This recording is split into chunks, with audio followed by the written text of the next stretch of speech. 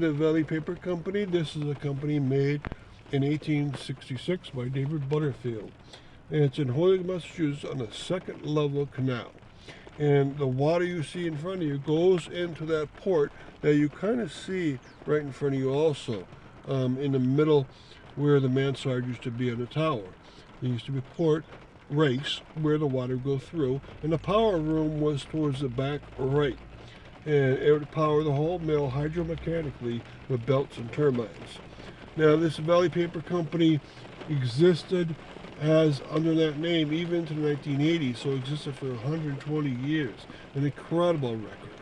Now it's Western Mass Elder Care, among other jobs. They help the elderly of Holyoke with meals, but also with making wills for themselves and helping their cause if they're homebound and so forth. Now we're here to talk about the mill itself. The top floor, you see 3 floors? The top floor and the attic were basically there to dry out the material after the paper had been pumped up. And then as you come downwards, you start to get into the storage rooms where you store the paper after it was ready. And then on the bottom floor, at least towards the front, you would put lines in the paper, and you would actually make the paper get the pulp inside of itself, the glue. It's called engine. And then towards the back, you have production. You have the power mills, belts, and turbines towards the back right. And then the building actually keeps going back. A lot of them has been taken out, but towards the back, on the second floor, you had the Fordrinian machine on 2 different sections towards the back. And a lot of the production happened in the back, not in the front. And now most paper needs to be cut up, lined, made to the right sizes and thickness, and that was done also in the back left-hand side. So a lot was happening. Now, if you look at the tower, the top of that tower had a mansard roof to it. And every mill in Holyoke liked to have a nice look to it, a nice Victorian look, and that's really, really cool. Now, its